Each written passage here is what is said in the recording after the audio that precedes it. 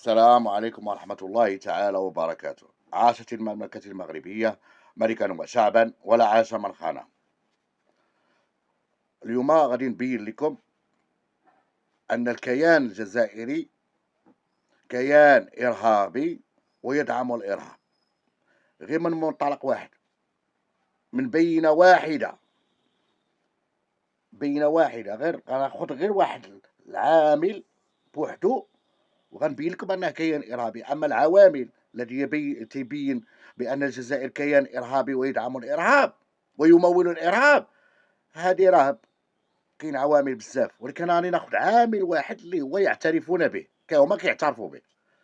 هاد العامل هما معترفين به باش نقدروا نوصلوا الرسالة للإخوان ديالنا. أول حاجة غادي نبدا قبل ما نهضر على كيان الإرهابي الجزائري، غادي نتكلم على المغرب، المملكة المغربية الشريفة.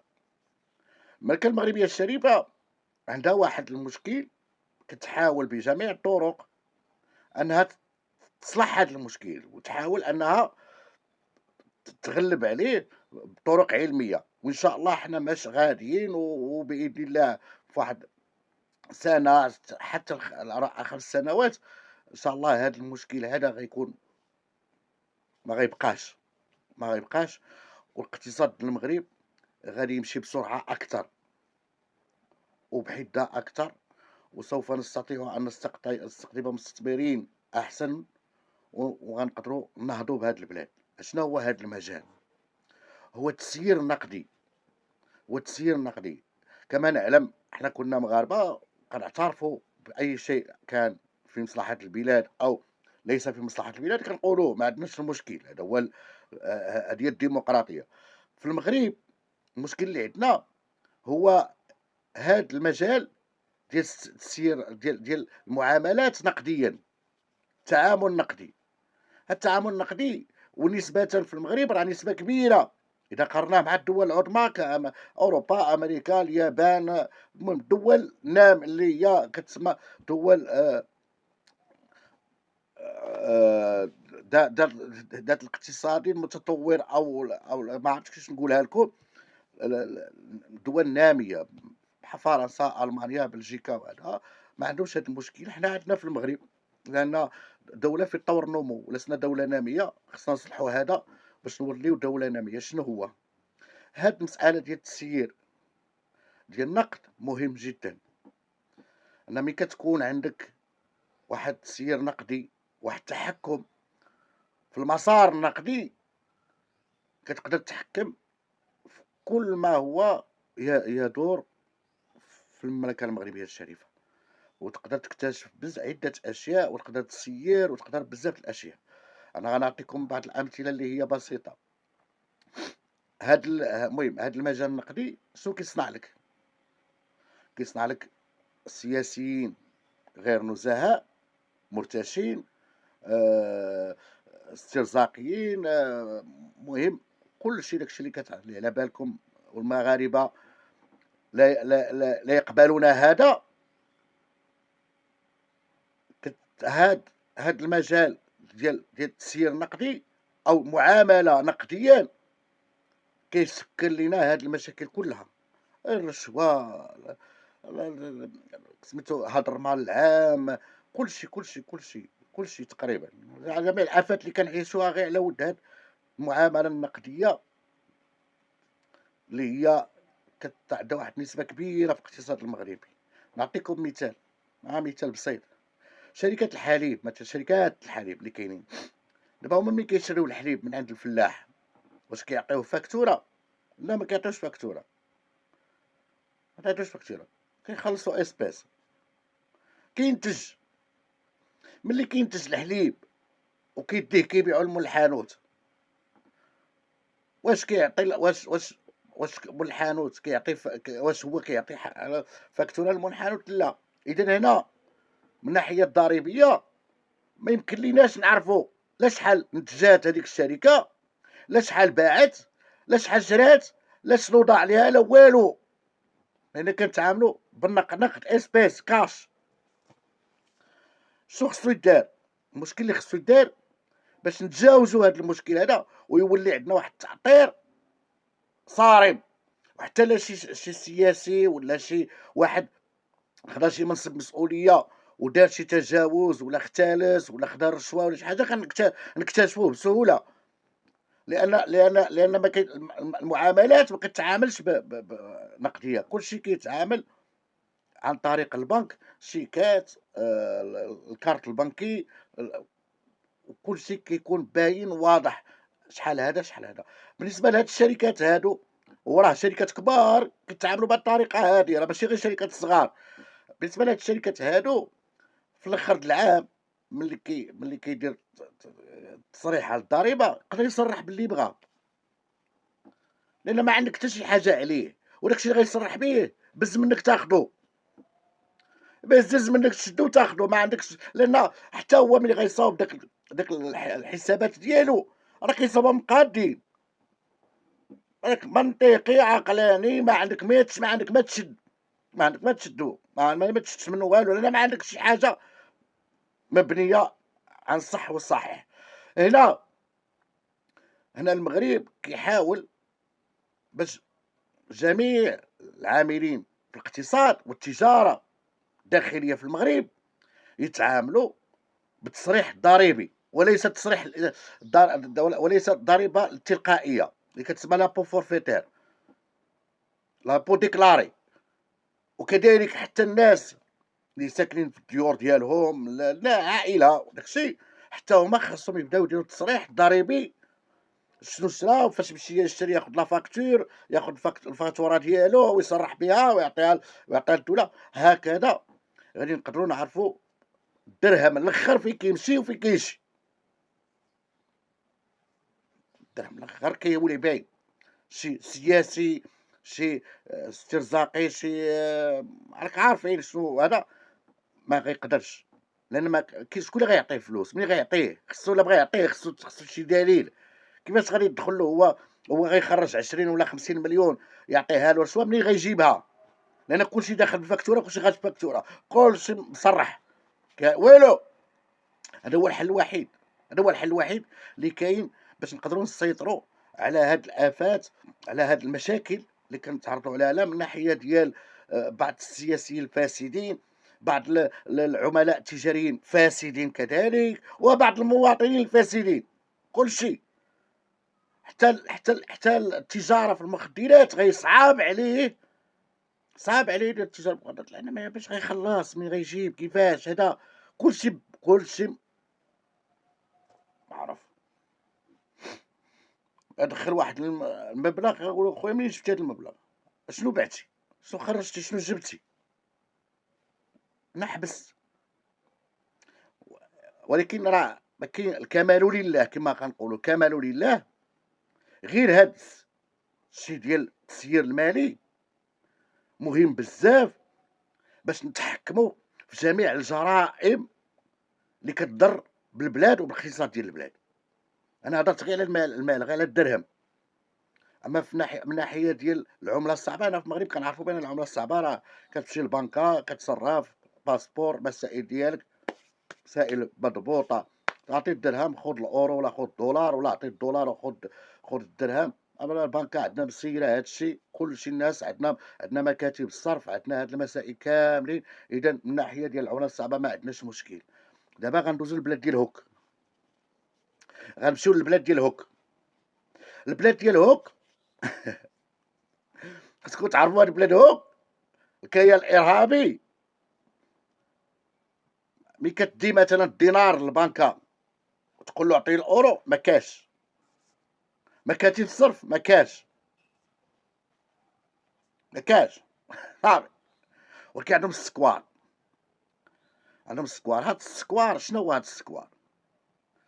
هاد السكوار هو ان ناس عندهم عمله صعبه في الديور، ملايير والملايين حاطينهم.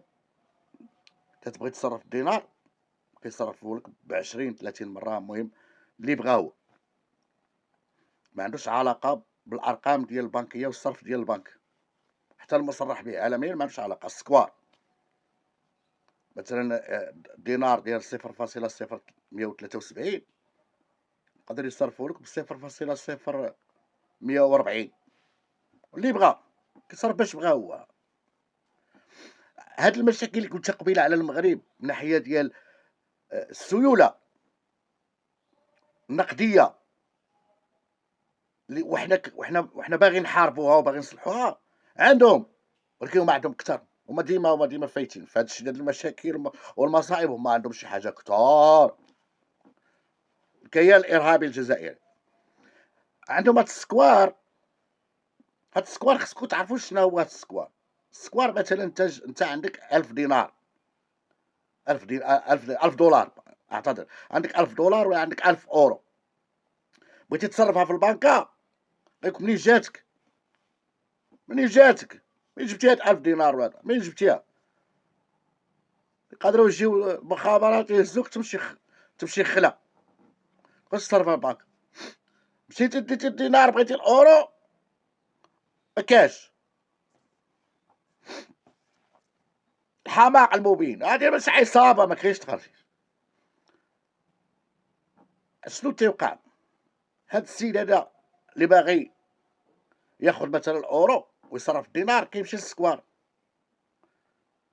كيقدر ياخذ الدينار على حساب داك الشيء المصرح به. بقل ياخذ الاورو مثلا غياخذ مثلا نقولوا 1000 دينار ياخذ فيها 17 اورو، ياخذ فيها 17 اورو. ملي كيمشي للسكوار ياخذ فيها الا 10، ياخذ 10 اورو، يعطيه 10 اورو في 1000 دينار. شنو غادي يعطيوه؟ من هاد الناحية هادي شنو دابا السؤال المطروح بحكم ان البنكة ما فيهاش العملة الصعبة. هاد الناس اللي في السكوار ملي كيجيبوا هادشي شكون اللي كيعطيهم هادشي؟ ببحث ان الجزائر ما كتخليكش تخرج اكثر من 100 دولار الا كنتي مسافر. كيتوصل الشريقه ان باقا تقتل بها راسك. 100 دولار تدير لك إيه؟ ملي كتبغي تدخل، ملي كتبغي تدخل تصرح وداكشي عاوتاني كيديروك مشاكل اخرى. اذا شكون اللي تيتحكم في هاد السكوار؟ هاد الناس هادو اللي عندهم ملايين ديال الدولار ملايين ديال الاورو في السكوار الجزائري. منين جاهم هاد العمله الصعبه؟ مين كيجيبوها؟ هذا هو السؤال. هادشي راه فلوس صحيحه، راه الجزائر كلها سكوار. هنا ملي كتكون عندك العمله الصعبه في السوق السوداء، كتخلق لك واحد المشكل كبار، مشكل كبير بزاف. شنو هو ان هذاك الجنرال ولا الكولونيل ولا الرئيس ولا ولد الرئيس ديال هوك الا بغى يجيب الكوكايين ولا الهيروين ولا بغى يجيب دوك راك عارفين اخبار في راسكم، بغى يجيب داكشي. هادوك الناس اللي غيجيبوا ليه داكشي راه ما كيتخلصوش بالدينار، ما غيتخلصوش بالشاك، ما كيتخلصوش بتحويلات بنكيه، كاش. هاد البزنازه ديال المخدرات وداكشي كيتخلصوا بالكاش، كيتخلصوا بالعمله الصعبه. اذا هما شنو تيديروا؟ كيجمعوا العمله الصعبه في السوق السوداء باش ملي كتجيهم شي ليفريزون ديال الغبره وديال المصيبه الكحله باش كيقتلوا داك الشعب الجزائري كيخلصوه بداك العمله الصعبه اللي تجمعات في السوق السوداء. هاد السوق السوداء ملي كتكون عندك فيها العمله الصعبه كتشري كتخلق لك الارهاب. كتقدر دير التجاره في السلاح، التجاره في المخدرات، كاع المصائب الكحله اللي هي كتكون خطيره على المجتمع كيخلقها لك السوق السوداء ديال العمله الصعبه. هنا يقدر جينيرال مثلا يطلب واحد كاركيزون ديال السلاح، تمشي للمرصاد حتى واحد ما يقدر يهضر معاه لان حنا عارفين هادشي كاين في الجزائر. غيخلص بالدولار ولا بالاورو كاش، حتى واحد ما سيقرا خبر. داكشي علاش كاين عندهم 12000 فاغنر كيجيبوا السلاح بهاد الطريقه. كيجابوه كذلك المخدرات الصلبة، كوكايين، الهيروين، بصائب الكحلة، حتى هي نفس الطريقة. من كيجيب هذاك الديلر ديال هاد المخدرات هذا، تلقى ليه الجنرال ولا يتلقى ليه كون يخلصوا بالكاش.